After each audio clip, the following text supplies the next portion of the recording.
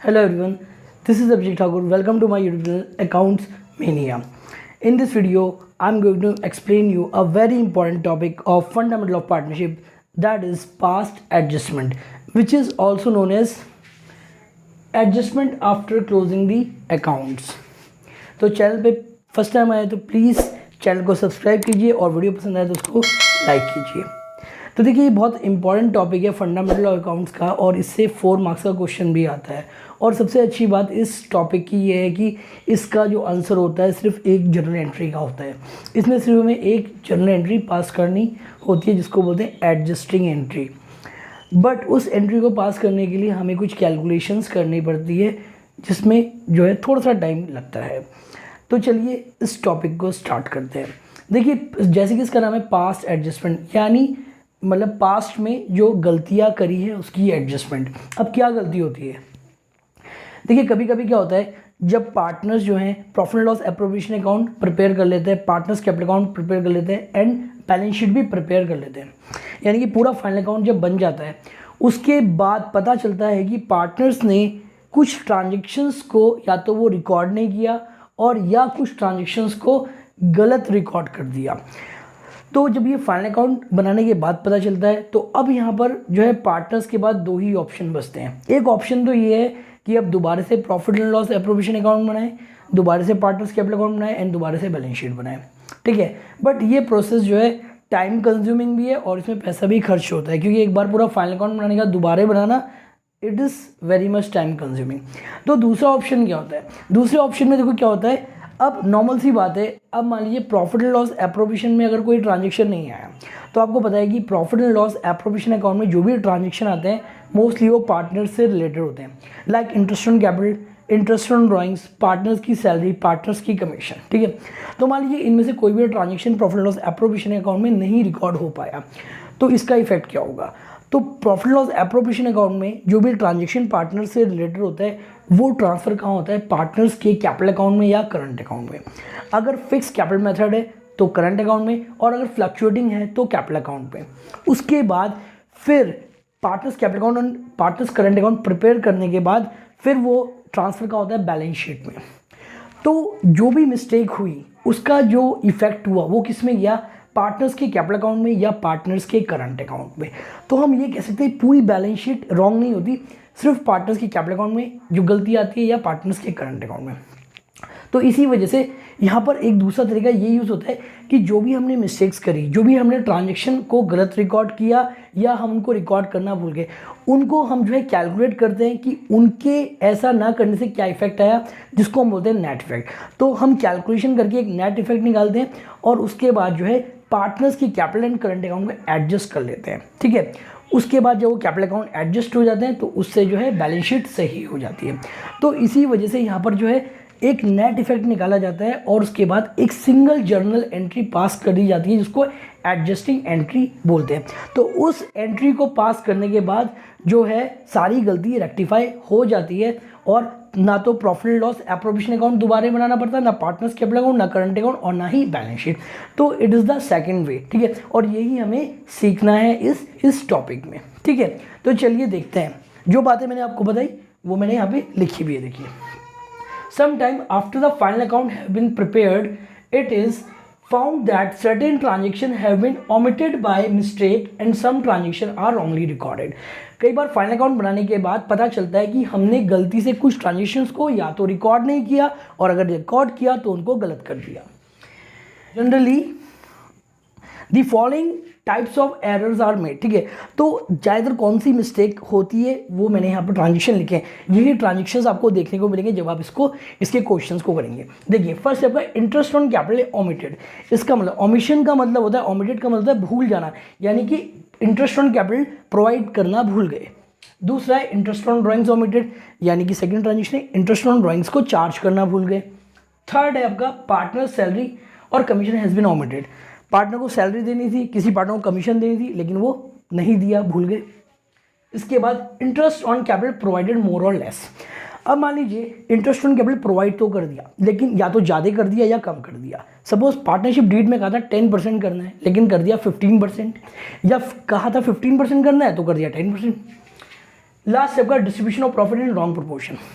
अब प्रॉफिट को गलत रेशियो में बांट दिया तो ये भी एक मिस्टेक है, ठीक है। तो इस टाइप के एरर्स होती है और ओमिशंस होती हैं जिनकी वजह से जो है फाइनल अकाउंट गलत हो जाता है। फिर दोबारा क्या किया जाता है, एक एडजस्टिंग एंट्री पास करके उसको रेक्टिफाई कर लिया जाता है। तो आई होप ये कॉन्सेप्ट आपको समझ में आ गया। चलिए अब मैं दिखाऊंगा कि आपको कैसे जो है एडजस्टिंग एंट्री पास करनी है और कैसे कैलकुलेशंस करनी है। तो आप इसका स्क्रीनशॉट लेना चाहे तो ले सकते हैं। अब देखिए, नेट इफेक्ट निकालने से पहले, कैलकुलेशन से पहले आपको कुछ रूल्स एंड रेगुलेशंस याद रखने हैं, क्योंकि अगर ये रूल्स आपको याद रहेंगे तो आपको जो है कैलकुलेशन समझना बहुत इजी हो जाएगा। देखिए क्या क्या रूल्स हैं।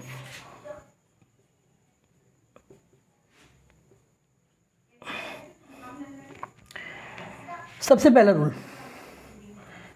Profit for the partner, loss for the business, loss for the business. And second one is इसका reverse, loss for the partner,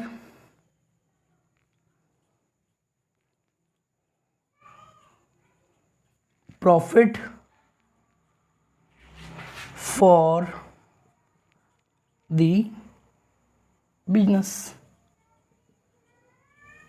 ठीक है, अब इस बात का मतलब क्या हुआ, देखिए profit for the partner, loss for the business. Business और पार्टनर दोनों सेपरेट लीगल एंटिटी होते हैं, ठीक है। अब देखिए जब प्रॉफिट लॉस एप्रोप्रिएशन अकाउंट बनाते हैं तो जो भी पार्टनर्स को चीज़ें दी जा रही हैं, जैसे कि इंटरेस्ट ऑन कैपिटल हो गया, पार्टनर की सैलरी हो गई, पार्टनर्स के कमीशन हो गई, अगर आप ये देखोगे तो ये तो पार्टनर्स को मिल रही है, तो पार्टनर्स के लिए क्या हो गया, प्रॉफिट हो गया। बट देखिए प्रॉफिट लॉस एप्रोप्रिएशन अकाउंट में डेबिट क्यों आते हैं, क्योंकि ये फर्म के पॉइंट ऑफ व्यू से एक्सपेंसेस है। तो जो पार्टनर के लिए प्रॉफिट है वो बिजनेस के लिए क्या है, लॉस है, ठीक है। इसी तरीके से जो पार्टनर के लिए लॉस है वो फर्म के लिए क्या है, बिजनेस के लिए क्या है, प्रॉफिट है। जैसे कि interest on drawings, interest on drawings profit loss appropriation account के क्रेडिट में क्यों आता है, क्योंकि फर्म के लिए क्या है, प्रॉफिट है ना। अब जब पार्टनर्स कैपिटल अकाउंट हम बनाते हैं, ठीक है, तो वो डेबिट में आ जाता है, क्योंकि ये पार्टनर्स के लिए क्या एक लॉस है, ठीक है। तो ये याद रखना है, जो पार्टनर के लिए लॉस है वो बिजनेस के लिए प्रॉफिट है, और जो बिजनेस के लिए प्रॉफिट है वो पार्टनर के लिए लॉस है, ठीक है। और तीसरी बात आपको याद रखनी है, debit means loss and credit means profit. Debit means loss and credit means profit. ये तो वैसे ऑलरेडी आपको पता है, नॉर्मल अकाउंट का रूल है, debit all expenses and losses, credit all incomes and profit. लेकिन बस यहाँ पर डेबिट लॉसेस क्रेडिट प्रॉफिट, क्योंकि अब जब मैं आपको टेबल सिखाऊंगा, एनालिटिकल टेबल हम बनाएंगे नेट इफेक्ट निकालने के लिए, तो वहाँ पर इन रूल्स का बहुत इंपॉर्टेंट यूज़ है, ठीक है। तो अगर आपको ये समझ में आ गया तो वो ईजिली समझ में आ जाएगा और ईजिली आप उस क्वेश्चन को कर पाएंगे। तो आप इसको नोट डाउन कर सकते हैं, फिर मैं आगे कराता हूँ। अब देखिए, अब मैं आपको सिखाऊंगा omission of interest on capital जब हो जाता है, यानी कि partner interest on capital provide करना भूल जाते हैं, तो उस केस में कैसे हम कैलकुलेशन करते हैं और कैसे एडजस्टिंग एंट्री पास करते हैं। देखिए, तो एक मैं एग्जांपल बना लेता हूँ छोटा सा। मान लीजिए दो पार्टनर्स है ए एंड बी, ठीक है, और इनके बीच में रेशियो है 1:1। इनकी कैपिटल दे रखी है 20,000 एंड 10,000 रिस्पेक्टिवली, ठीक है। अब यहाँ लिखा है after the accounts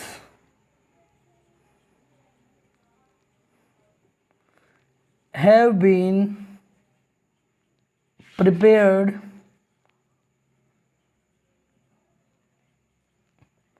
it is found that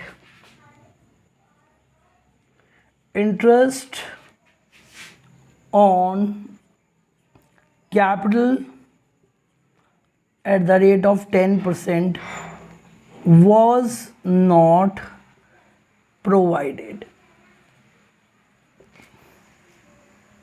Pass a single adjustment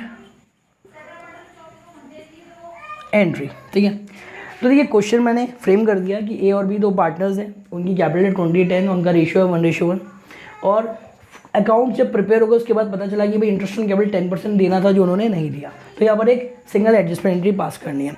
तो देखिए सबसे पहले हम क्या करेंगे, एक टेबल बनाएंगे जिससे हमें पता चलेगा कि हम एंट्री कैसे पास करेंगे। ठीक है, तो इसको बोलते हैं हम table showing net effect, table showing net effect. ये इसमें जितने पार्टनर्स हैं उतने कॉलम बनेंगे। जैसे दो पार्टनर्स हैं ए एंड बी, तो दो कॉलम बनेंगे और एक कॉलम एक्स्ट्रा बनेगा। ठीक है, तो देखिए एक कॉलम तो हो गया आपके एक पार्टनर के लिए ए, दूसरा पार्टनर बी, तीसरा कॉलम बनेगा फर्म के लिए। ठीक है, तीसरा कॉलम किसके लिए बनेगा, फर्म के लिए। और फिर यहाँ पर पर्टिकुलर्स, और सभी के जो है दो साइड बनेंगे, एक डेबिट और एक क्रेडिट, एक डेबिट और एक credit. This one is debit, this one is credit, debit credit, debit and credit. ठीक है, तो ये इसका फॉर्मेट है। ठीक है, तो हमेशा ऐसे ही फॉर्मेट बनाना है, जितने पार्टनर्स हैं उतने कॉलम बनेंगे, एक कॉलम फर्म के लिए बनेगा। ठीक है, तो यहाँ पर क्या गलती हुई, यहाँ पर जो है इंटरेस्ट ऑन कैपिटल प्रोवाइड नहीं किया। कितना परसेंट, 10%। ठीक है, तो आप प्रोवाइड नहीं किया तो गलती सुधारने के लिए क्या करेंगे, प्रोवाइड कर देंगे। तो यहाँ पर आ जाएगा आपका interest on capital at the rate of 10%। ठीक है, तो देखिए अब इंटरेस्ट ऑन कैपिटल प्रोवाइड नहीं किया, प्रोवाइड करेंगे। तो प्रोवाइड करेंगे तो देखिए पार्टनर्स को जब इंटरेस्ट ऑन कैपिटल प्रोवाइड करते हैं तो उनके लिए क्या है, वो इनकम है, क्योंकि भाई उनको उनकी कैपिटल पे इंटरेस्ट मिल रहा है, तो उनके लिए क्या है, इनकम है। तो मैंने आपको बताया इनकम या प्रॉफिट। ठीक है, मैंने आपको बताया डेबिट रिप्रेजेंट करता है लॉस को और क्रेडिट रिप्रेजेंट करता है प्रॉफिट को। तो इनको इंटरेस्ट ऑन कैपिटल मिल रहा है तो उनके लिए प्रॉफिट है। तो देखिए तो पार्टनर्स के जो कॉलम में आएगा क्रेडिट साइड में, ए के क्रेडिट में ए का इंटरेस्ट ऑन कैपिटल और बी के क्रेडिट में बी का। तो देखिए ए की कैपिटल कितनी है, 20,000 का 10%, तो कितना हो जाएगा 2,000। ठीक है, तो क्रेडिट में क्यों आया, क्योंकि इनके लिए प्रॉफिट है। बी का कितना है 10,000, तो 10,000 का 10% 1,000। ठीक है, तो ये दोनों के क्रेडिट में आ गया क्योंकि दोनों के लिए प्रॉफिट है। ठीक है, अब देखिए मैंने आपको बताया था कि जो पार्टनर्स के लिए प्रॉफिट है वो फर्म के लिए क्या है, लॉस है। तो अब ये क्रेडिट में आ रहा है तो फर्म में कहाँ आएगा, डेबिट में, क्योंकि लॉस डेबिट में आता है। तो कितना है 2 + 1 कितना हो गया 3,000, तो टोटल हम फर्म के कहाँ लिख देंगे, डेबिट में। ठीक है, तो बस इसमें एक ही मिस्टेक थी, इंटरेस्ट ऑन कैपिटल प्रोवाइड नहीं किया, तो हमने क्या किया, प्रोवाइड कर दिया। अब क्या होगा, अब देखिए अब जो ये स्टेप है ये बहुत इंपॉर्टेंट है, क्योंकि ये तो आपको समझ में आ गया होगा। अब लास्ट में कैलकुलेशन करनी है, और जो कैलकुलेशन हमें स्टार्ट करनी है वो सबसे पहले करनी है फर्म के अकाउंट से। ठीक है, पार्टनर्स का बाद में करेंगे, पहले फर्म को करेंगे। तो फर्म के अकाउंट को हम क्या करेंगे, बैलेंस करेंगे, जैसे नॉर्मल लेजर में करते हैं। तो बैलेंस करने का तरीका क्या होता है, देखते हैं टोटल किस साइड का ज़्यादा है, डेबिट या क्रेडिट। जो टोटल ज़्यादा है उसको दोनों साइड लिख दो। तो देखिए डेबिट में 3,000 है, क्रेडिट में कुछ है ही नहीं, तो इसका मतलब डेबिट का टोटल ज़्यादा है 3,000, तो उसको यहाँ पर भी लिख देंगे और यहाँ पर भी लिख देंगे, और यही आपका बैलेंस हो जाएगा। ठीक है, ये आपका बैलेंस हो गया कितना, 3,000। ठीक है, बैलेंस हो गया। अब देखिए, अब मैंने हमेशा आपको बताया जो पार्टनर्स में क्रेडिट में आएगा वो फर्म में डेबिट में आएगा, और जो फर्म में क्रेडिट में आएगा वो डेबिट में आएगा। तो देखिए फर्म के क्रेडिट में कितना आ रहा है, 3,000 आ रहा है, बैलेंस आ रहा है ना, तो इस 3,000 को हम डिस्ट्रीब्यूट कर देंगे। ठीक है, अब देखिए अब यहाँ पर क्रेडिट में आ रहा है तो पार्टनर्स के डेबिट में डिस्ट्रीब्यूट होगा। तो डेबिट में अगर पार्टनर्स के आएगा तो डेबिट में क्या आता है, लॉस, तो इसको हम बोलेंगे लॉस। तो लॉस कितना है 3,000, तो इस लॉस को हम डिस्ट्रीब्यूट कर देंगे। तो ये लॉस कितना हुआ 3,000, इसको जो है दोनों पार्टनर्स में हम डिस्ट्रीब्यूट कर देंगे उनके गिवन रेशियो में। तो गिवन रेशियो क्या है, 1/2 1/2। ठीक है, तो देखो जो बैलेंसिंग फिगर आया, ठीक है, कितना है 3,000, तो 3,000 को बांट देंगे तो ये हो गया 1,500 एंड ये हो गया 1,500। ठीक है, तो देखिए यहाँ पर क्रेडिट में आ रहा है, तो जब ये डिस्ट्रीब्यूट हो जाएगा तो पार्टनर्स के डेबिट में जाएगा, क्योंकि जो फर्म के लिए इनकम है वो पार्टनर्स के लिए लॉस है। तो यहाँ पर आ गया 1,500 इसके डेबिट में और 1,500 इसके डेबिट में। अब आपको क्या करना है, अब यहाँ का काम खत्म हो गया। अब बस आपको पार्टनर्स का टोटल करना है, जो उनका कॉलम्स है उनका टोटल करना है। तो ये कितना हो गया 1,500, ये कितना हो गया 2,000, 1,500 1,000। ठीक है, ये हो गया। अब आएगा नेट इफेक्ट। ठीक है, अब जो आएगा इससे ही हम जो है जनरल एंट्री को पास करेंगे। तो नेट इफेक्ट कैसे निकलेगा, देखिए अब क्या करेंगे, जो पहला पार्टनर कौन है, ए, तो ए के डेबिट और क्रेडिट का डिफरेंस लेंगे। तो देखिए क्रेडिट में कितना है 2000 और डेबिट में 1500, तो डिफरेंस कितना हो गया 500, ठीक है। यहाँ पर देखेंगे, यहाँ पर कितना है 1500, यहाँ 1000, तो ये भी 500 आ गया, ठीक है। अब यहाँ पर मैं ऐसे नहीं करना कि ये 1500 कम है तो ये माइनस हो गया, ऐसे नहीं। अब यहाँ पर देखो ज़्यादा कहाँ का है, ये डेबिट साइड और ये क्रेडिट साइड, तो डेबिट का कम है और क्रेडिट का ज़्यादा है, तो जो बैलेंस बचा ये हो गया आपका क्रेडिट, ठीक है। इसी तरीके से यहाँ पर देखेंगे, यहाँ पर डेबिट में 1500, क्रेडिट में 1000, तो यहाँ पर 500 आ गया, तो ज़्यादा किस साइड है, डेबिट का, तो इसको हम लिख देंगे डेबिट। तो बस यही आपकी कैलकुलेशन होती है। तो अब जब जनरल एंट्री बनाएंगे तो जनरल एंट्री बिल्कुल सिंपल तरीके से बन जाएगी, जो डेबिट हो रहा है उसको डेबिट कर दो, जो क्रेडिट हो रहा है उसको क्रेडिट कर दो। तो देखिए एंट्री बन जाएगी आपकी, डेबिट हो रहा है बी, तो आएगा B's capital account debit to S capital account, ठीक है। और ये 500 इसके डेबिट में आ जाएगा और 500 इसके क्रेडिट में आ जाएगा। तो बस ये आपकी एंट्री पास हो गई। तो देखिए इसी तरीके से जो है कैलकुलेशन की जाती है और एंट्री पास हो जाती है। तो बहुत इजी है। एक बात का और ध्यान रखना, यहाँ पर मैंने मेंशन नहीं किया इनकी कैपिटल कौन सी है, तो जब कुछ मेंशन नहीं होता तो यहाँ पर कैपिटल अकाउंट के थ्रू एंट्री बनती है। बट अगर मान लीजिए यहाँ पर लिखा होता फिक्स कैपिटल है, तो कैपिटल की जगह क्या था, फिर करंट अकाउंट आ जाता, ठीक है, क्योंकि फिक्स कैपिटल अकाउंट में करंट अकाउंट मेंटेन होता है। तो बस यही है आपका, आई होप आपको समझ में आ गया। तो omission of interest on capital में हम ऐसे ही करेंगे। इसके बाद मैं नेक्स्ट क्वेश्चन आपको बताऊंगा omission of interest on drawings और सैलरी कमीशन से रिलेटेड, उसके बाद इसको हम कंप्लीट कर देंगे। अगर वीडियो पसंद आए तो प्लीज़ लाइक कीजिए, चैनल को सब्सक्राइब कीजिए। Thanks for watching, bye, take care.